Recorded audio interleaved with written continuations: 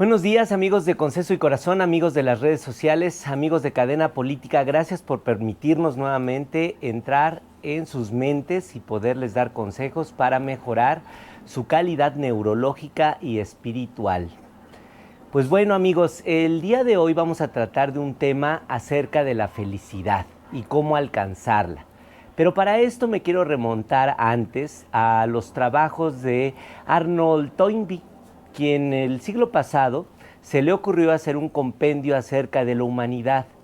Y a través de 6 tomos gigantescos de más de 1000 páginas, él descubrió que habían existido o que han existido hasta este momento 21 civilizaciones que han regido a lo largo del mundo, a lo largo de la humanidad. Y podemos tener ahí, por ejemplo, a los egipcios, quien hace 4000 años antes de Cristo ya poblaban el Valle del Nilo.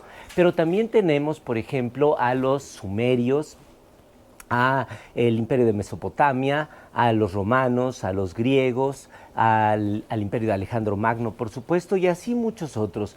Pero él se fijaba que en cada imperio de la humanidad existían problemas que hacían que las civilizaciones emergieran como civilizaciones privilegiadas y que conquistaran por cientos, si no miles de años a pueblos enteros, o bien desaparecieran.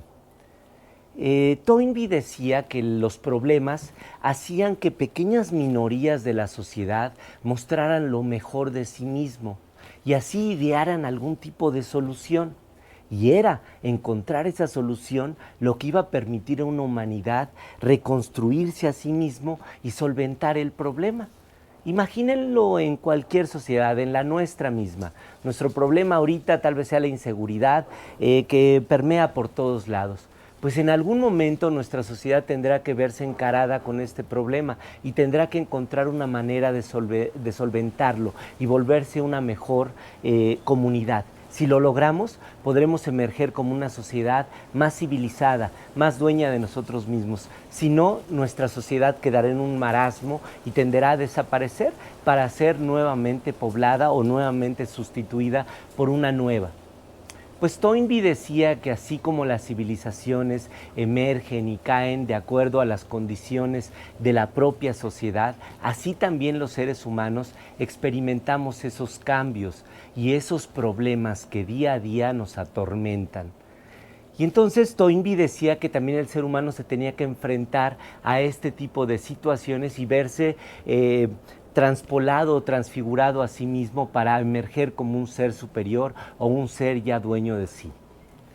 Bueno, ¿y esto a qué nos lleva? Pues nos lleva a la teoría positivista o a la teoría de la felicidad, hecha por tal David Sahar en el 2018. Bel Sahar es un filósofo, psicólogo de la Universidad de Harvard, quien en el 2018 hizo también una recopilación acerca del positivismo, de ver que la felicidad es la mejor inversión que puede hacer el ser humano, que esta es la verdadera trascendencia. Pero también se dio cuenta, al revisar el comportamiento de miles de personas, que los seres humanos tendemos a tener una ideología negativista. Y esto no es más que la evolución misma del cerebro que nos ha condicionado a ver los problemas lejos de las ventajas. Al ver los problemas, el cerebro se fue forjando una habilidad evolutiva que le permitía resolver y poder constituirse como una mejor sociedad y así ir evolucionando. Piénsenlo, si no, no hemos visto a reptiles que manejen autos, o a los delfines, o a los animales que han estado aquí igual de millones de años que los seres humanos. ¿Cómo no hemos visto esa evolución? Pues esto es porque el cerebro no se ha reconstituido a sí mismo. Él se dio cuenta entonces que había varias maneras de poder tener una nueva perspectiva y poder encontrar esa felicidad que él veía como el fin último de la humanidad. Y él lo planteó en un método que se llama método SPIRE, que son las siglas en inglés de la espiritualidad, el cuidado del físico, el cuidado del intelecto, el cuidado de las relaciones y el cuidado de las emociones. Y vamos a ir desglosando cada uno y qué significan para nuestra vida y cómo podemos modificarlas. Bueno, pues empezaremos entonces con el espiritual. Nosotros tenemos como una inversión espiritual muy ligada a la religión, muy ligada a lo divino. Pero Ben Sahar decía que esto no era así, que la verdadera espiritualidad se compone de dos factores fundamentales.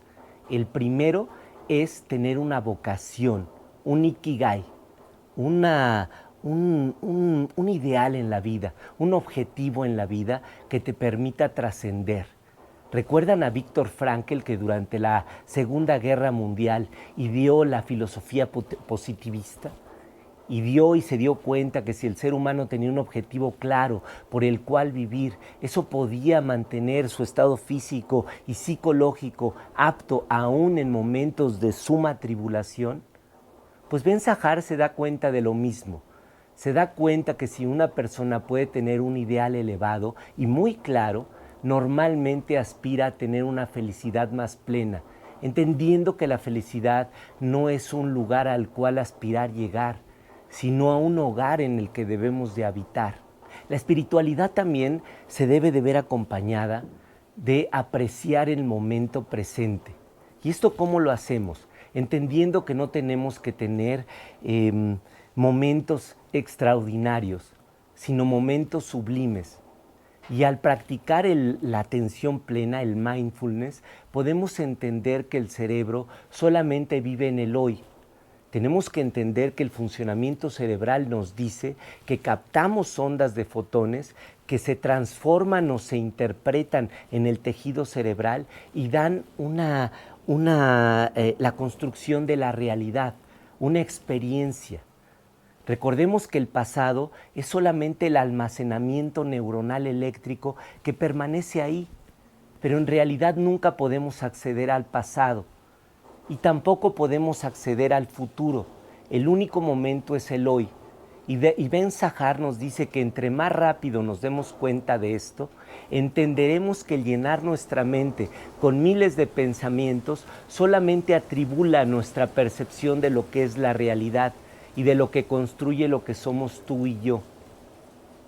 Ben Sahar menciona que componentes como la meditación, y créanme, no la meditación tipo yogi durante días y semanas, el hecho de que permanezcas presente en el baño, en lavarte los dientes, en comer, entender que no debes de ser multitareas, el cerebro no está diseñado para eso, el cerebro está condicionado para pensar en una sola cosa a la vez y ser brillante en ello. Si piensas en varias, solamente tienes una tormenta mental. Al practicar la atención plena, lo que estamos haciendo es bajar el voltaje del cerebro. Recuerden que el cerebro varía entre 3 a 30 Hz y que es este cambio en el voltaje cerebral lo que nos hace ver la percepción de la realidad per se. Mientras más bajemos nuestra velocidad eléctrica cerebral, mejor tendremos una percepción de lo que construye nuestro presente. Pasemos entonces al siguiente aspecto, al factor físico.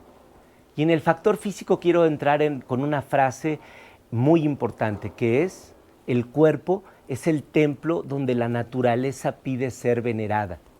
Entendiendo que este avatar es lo que nos permite tener la experiencia del día a día, este avatar es lo que engloba o encierra nuestra alma, es más entendible que manteniéndolo físicamente en una manera óptima, podremos experimentar la realidad y llevarnos a la felicidad plena. Y aquí tenemos que hablar de algo importante.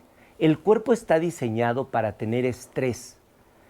Físicamente se llama hormesis. Y la hormesis es lo que hacemos, por ejemplo, cuando hacemos deporte. Cuando tú y yo hacemos deporte, nuestros músculos en realidad se están rompiendo, se están destruyendo.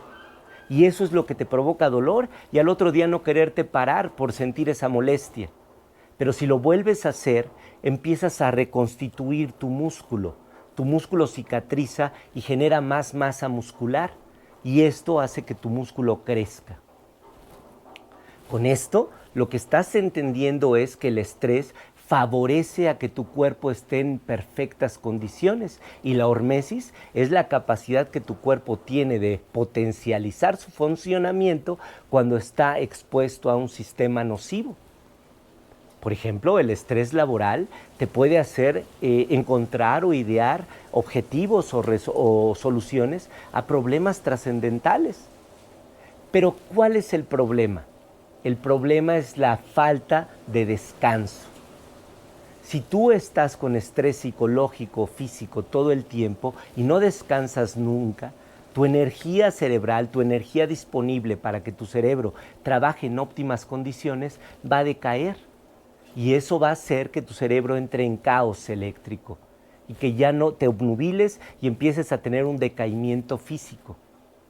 Lo que tienes que comprender es que debes de dividir tu día a día con pequeños descansos que pueden ser micro, macro o meso. Los micro son los que voy a hacer yo ahorita. Tomar una pausa para tomar un poco de agua. También están los meso. Por ejemplo, al final de tu jornada laboral, irte a descansar, tomar un buen descanso y dormir. O bien los fines de semana, pasar un rato con tu familia. Y los macro, ir a vacaciones de más de una semana, de 10 o 15 días, al menos 2 veces al año, que le permitan reconstituirse a tu cerebro, tener un descanso pleno que le permita idear. ¿Y qué hablamos del sueño también? El sueño debe tener 5 fases diferentes de 90 minutos. En estas 5 fases se pasan diferentes etapas que hacen que el cerebro se vaya reconstituyendo, se vaya sanando y vaya almacenando de manera permanente la información. Sabemos que, por ejemplo, para la construcción de un hábito se requieren 3 aspectos: un disparador, un objetivo y una recompensa. Pero para construir un hábito requieres también tener un descanso. Y por eso se habla de que para un hábito debes de iniciarlo durante la mañana con la mayor actividad intelectual o física posible, para que en la tarde sean actividades ya más técnicas y por la noche tengas un descanso que le permita reconstituir al cerebro y almacenar la información que has obtenido durante el día a día y perpetuarla en el tejido neuronal. El descanso es importante para que tu cerebro funcione de manera óptima. Recuerda, es voltaje, es una máquina con electricidad. Si la tienes prendida todo el tiempo, el cerebro va a caer en caos y va a funcionar inadecuadamente. Aparte de esto, evidentemente el cultivar ejercicio, alimentos que provean de antioxidantes naturales al cerebro, como el ginkgo biloba o el omega 3, son capacidades que también pueden ayudar al cerebro a un óptimo rendimiento. El entender que estás conectado a la naturaleza, que como decía el gran Adolf Huxley, no llegas a esta tierra, emerges de ella.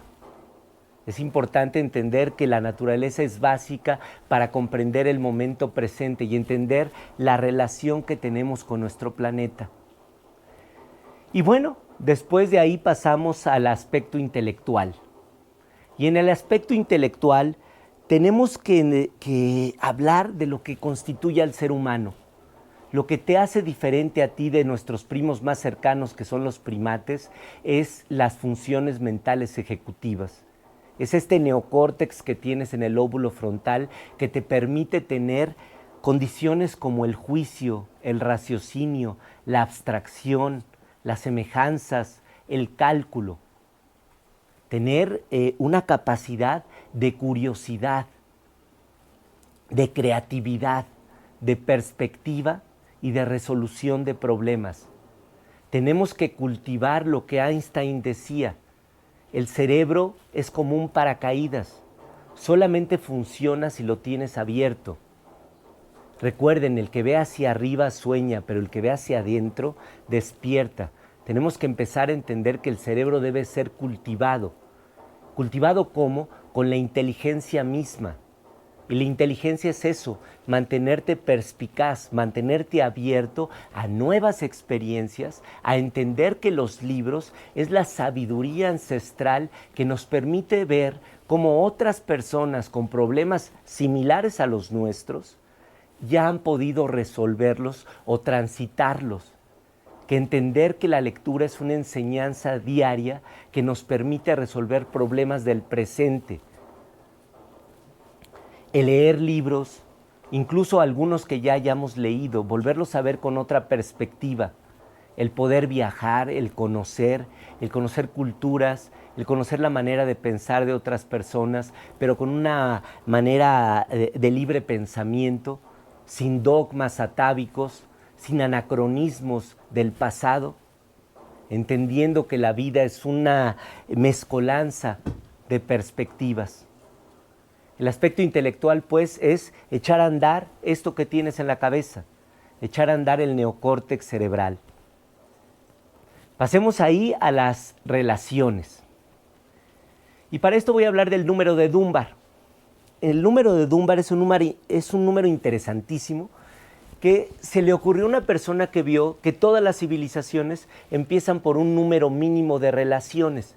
Se dio cuenta que estas relaciones tenían que ser no más de 150 y lo transpoló a la actualidad y a nuestro comportamiento actual y se dio cuenta que no podemos tener cerebralmente más de 150 personas que formen parte de nuestro entorno cercano. Después del 150 te vuelves un conocido para alguien más. Pero así como esas 150 forman la base de la estructura social, se va reduciendo cada vez más. Dunbar hablaba de múltiplos de 5, en donde tu círculo más cercano van a ser los números, los dedos de tu mano. Tus padres, tal vez, tu hijo, tu mejor amigo, tu esposa. Alguien que sea fundamental para ti estará en ese círculo. Según los estudios más actuales de felicidad en la Universidad de Harvard, se vio que lo que marcaba el éxito de las personas era el grado de felicidad que tenían y se dieron cuenta que después de un estudio de más de 40 años no era el dinero, ni el éxito social, ni el éxito económico, era las relaciones que habías tenido en tu vida, tu círculo cercano, con quien podías compartir tus alegrías y tus tristezas, lo que marca en realidad cuál es el grado de felicidad en el ser humano.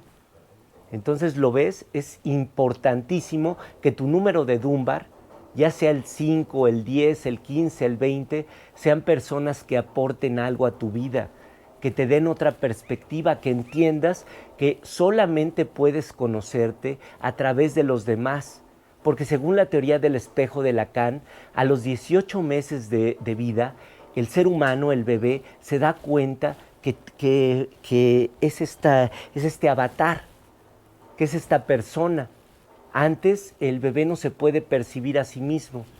Esto construye que él genere un ego, una personalidad, pero esta personalidad va a estar constituida por lo que ve en sus seres más queridos, en sus padres, en sus hermanos, en sus amigos, en las personas con las que cultiva.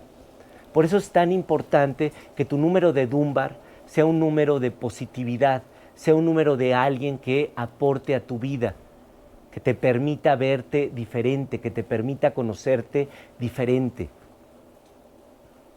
Las relaciones, insisto, son para aportar. Y vamos a la última parte, a la situación emocional. Y en esta me quiero detener muy importante, porque quiero recordarte lo que es una emoción y para qué es importante. Las emociones se crearon, recuerda, en el cerebro mamífero. Hace millones de años los reptiles, que solamente son instintivos, evolucionaron. Evolucionaron a seres que comprometieron el cerebro para nuevas funciones. Y estas funciones fueron sentir amor, alegría, odio, pasión. Estas emociones se crearon para crear una estructura en el cerebro llamada triángulo de recompensa cerebral, que es lo que te permite, amigo mío, el poder ir a trabajar diariamente, el poder ir y romperte el lomo por 8 horas, por 12 horas, porque tienes algo que se llaman emociones que te permitan cultivar hábitos que te generen tu carácter y lo que eres tú en el día a día. Tenemos que recordar que lo que vemos son fotones. Estos fotones entran y crean carreteras neuronales que, aderezadas por emociones como la dopamina o la serotonina, van haciendo hábitos que construyen tu carácter y construyen tu personalidad, y eso te constituye a ti. Eres, pues, lo que piensas la mayor parte del día. Tienes que entender que si tienes pensamientos positivos, tu vida va a transformarse en eso. no es una cuestión de superchería o de metafísica, es una cuestión científica, es la manera en que trabaja tu cerebro. Entre más rápido entiendas que las emociones bien canalizadas y bien entendidas, como una forma que tuvo la evolución de crear esta grandeza, de que el ser humano pudiera aspirar a construir pirámides maravillosas o construir reinos fenomenales y crear el conocimiento que te permitió ahora conocer planetas y viajar a través del espacio y te permitió ver más allá. Eso lo crearon los pensamientos, porque a alguien se le ocurrió alguna vez una idea genial, construir como a Edison el megáfono, la cámara, o por qué no a Fleming con la penicilina, o a Tesla con la electricidad, o a Newton con la gravedad. A alguien se le ocurrió porque tuvo una idea genial que comprometió su pensar y que aderezó con pensamientos positivos, que aderezó con emociones que le permitieron llegar al final. Decía Waldorf Emerson que solamente en la mente de los genios vemos nuevamente, una vez más, nuestros pensamientos ignorados.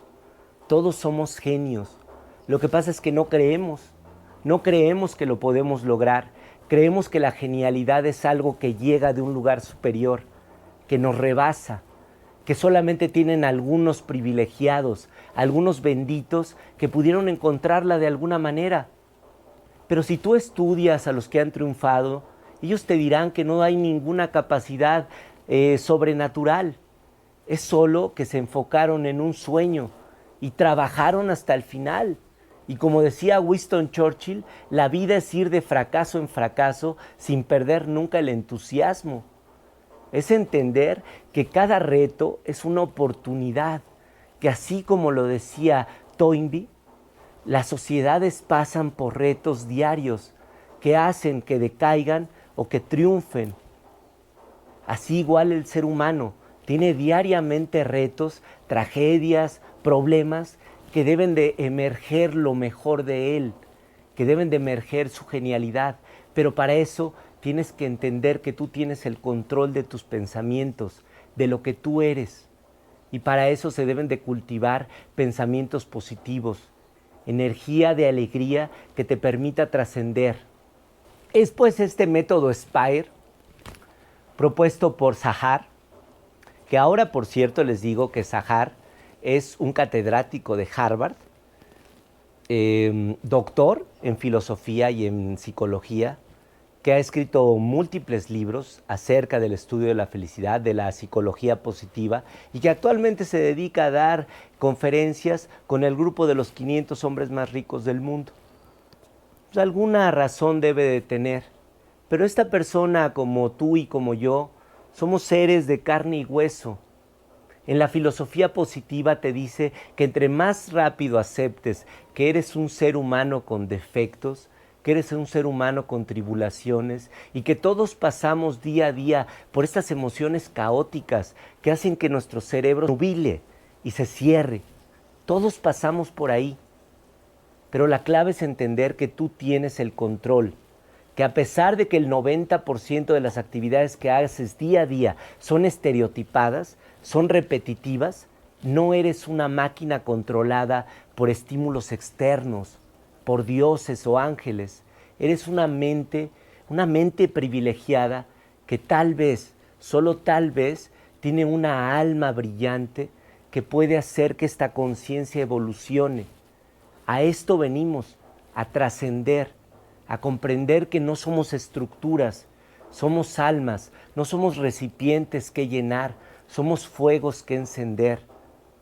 Tenemos que entender que estamos diseñados para trascender, para ser mejores, sobre todo para ser felices. ¿Y para qué? Para poder entender que el que mira hacia arriba sueña, pero el que ve hacia adentro despierta.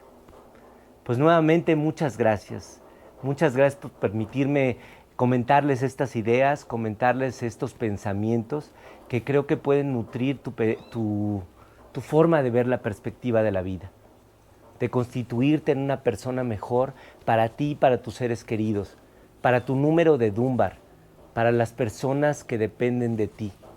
El entender que el invertir en los demás, que el amar a los demás es la emoción más superior que puede experimentar el ser humano, que el entender que vibratoriamente ya se ha visto que la caridad, el amor, la gratitud son las emociones que simulan al movimiento terrestre, a la energía de este planeta, a la energía universal, y que las más bajas son la culpa, el arrepentimiento y el temor.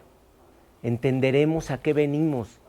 Venimos a vibrar alto, a pensar bonito, a tener alegría y tener caridad, a tener empatía con los demás, a cuidarnos a nosotros y a cuidar a nuestro entorno.